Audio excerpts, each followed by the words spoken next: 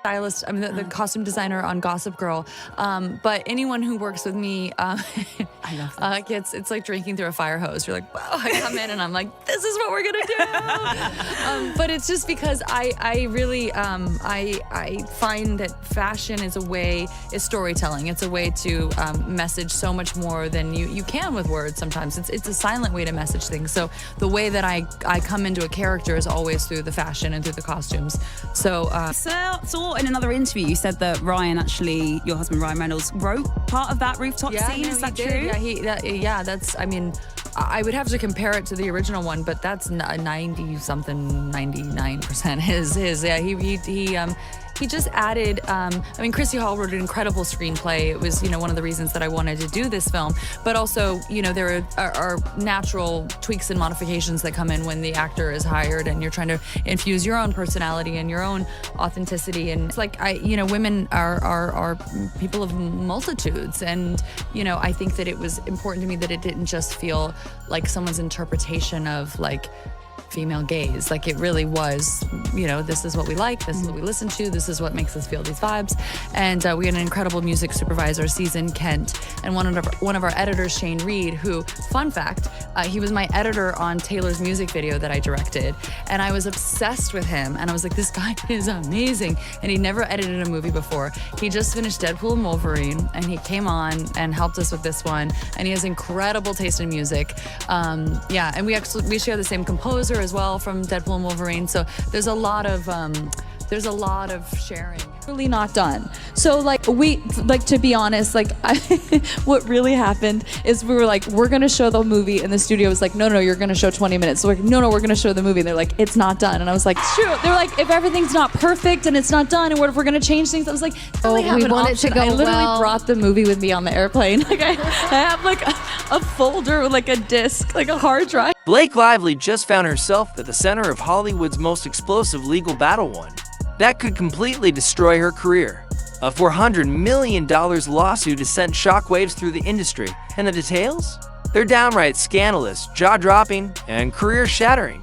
Two of Hollywood's biggest power players, Blake Lively and director Justin Baldoni, are now locked in a vicious, no-holds-barred legal war that's already exposing deep secrets, high-stakes betrayals, and shocking industry backstabbing with leaked texts, devastating accusations, and career-ending bombshells.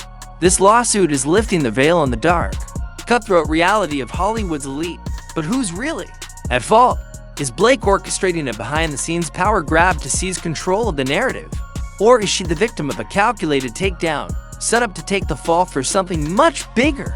By the time you finish this video, you might never see Blake Lively the same way again, and trust me, you won't believe how deep this goes. It all started with It Ends With Us, the highly anticipated movie adaptation of Colleen Hoover's best-selling novel. Fans were HYPED, social media was buzzing, theories were swirling, and expectations were through the roof. But what was supposed to be a career-defining project quickly turned into one of Hollywood's most shocking disasters. The production was plagued with controversy behind the scenes. Things were far worse than anyone could have imagined.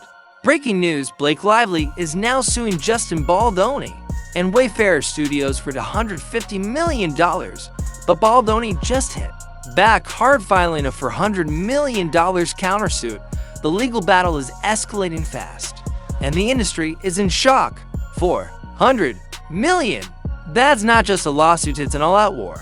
Careers are on the line, reputations are being shredded, and the stakes, they couldn't be higher. Baldoni claims Lively sabotaged him, took over the film, and manipulated the industry against him. He alleges that she plotted behind his back, undermined his authority, and orchestrated the calculated takedown and the receipts. They're mind-blowing. Court filings reveal explosive claims, allegations of backdoor deals, betrayal, and a battle for creative control that spiraled into pure chaos. The evidence, it's jaw-dropping. Screenshots, confidential emails, secret recordings, and what they expose, it can end careers.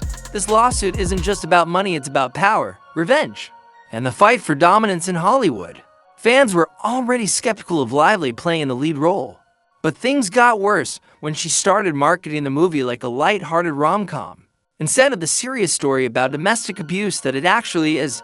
They felt she was completely missing the point. reducing an emotional and painful narrative to a superficial branding opportunity. WHY is Blake Lively treating It Ends With Us like it's a Gossip Girl reunion. This story is about survival, not cute outfits. The lack of respect is insane. But instead of acknowledging the controversy, Blake, well, she just kept pushing. Her brand deals hard from her fashion line to her alcohol company. It seemed like every promotional post was less about the film's message and more about selling a lifestyle. She was doing interviews in designer gowns, laughing on red carpets, and hyping up her business ventures while completely ignoring the deeper themes of the film. Too many, it felt tone deaf, as if she was using the project as nothing more than a glorified PR stunt. And fans were furious. They called her out, demanding she take the subject matter seriously, but instead of addressing the backlash, she doubled down. More photo shoots, more product placements, more silence about the actual issues.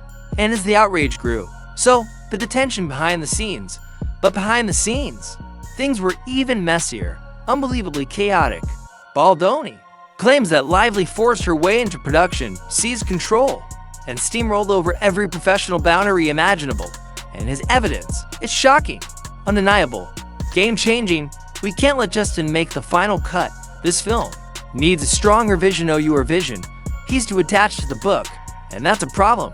Baldoni alleges that Blake scrapped studio-approved costumes, fired key production staff, and even leaked an unauthorized early cut of the film to a fan event without permission, without warning, and without any regard for contractual agreements. Sources say Lively strategically pushed Baldoni out of the film's promotional tour, ensuring that she, and only she, was the face of the movie, effectively erasing his involvement.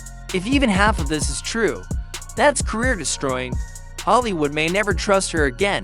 Now, here's where things go from bad to straight-up nightmarish for Lively. Baldoni's team just launched a website exposing the behind-the-scenes chaos, and trust me, the details are brutal. Blake is pushing a smear campaign. We need to shut this down before it escalates. She's already reached out to multiple outlets, according to leaked emails. Blake had been secretly feeding the media stories that made Baldoni look like the villain, but it doesn't stop there. Sources claim she was coordinating with insiders, manipulating headlines, and even scripting anonymous reports to fuel the narrative against Baldoni. Even worse, she had allegedly been planning the smear campaign for MONTHS long before tensions even went public, and the emails, they proved she knew exactly what she was doing. This wasn't just damage control. This was an all-out takedown. Desperate to contain the damage, Lively's legal team tried to silence Baldoni's attorney with a gag order. But guess what? The judge shut IT down hard. The court didn't just reject Lively's request, they called it an attempt to stifle the truth. The court denies the motion to restrict public commentary. The defendant is entitled to defend himself. This case involves matters of public interest, and the press has a right to report on its developments. Translation: Blake Lively can't hide from this. And just when she thought things couldn't get any worse, the court just ruled that she must testify under oath, which means she has to answer for every single accusation under penalty of perjury. No scripted PR statements, no damage control, just raw, unfiltered truth, exposed for the world to see. Hollywood insiders are already turning on Lively. Executives are questioning whether she's too difficult to work with. Some are even wondering if she'll ever book a major studio film again if she loses this lawsuit. She could be forced to pay millions, a financial blow that could completely derail her career. But even if she wins, the damage to her reputation might be impossible to fix. The real question is, how much of this is her fault? Did she push too far?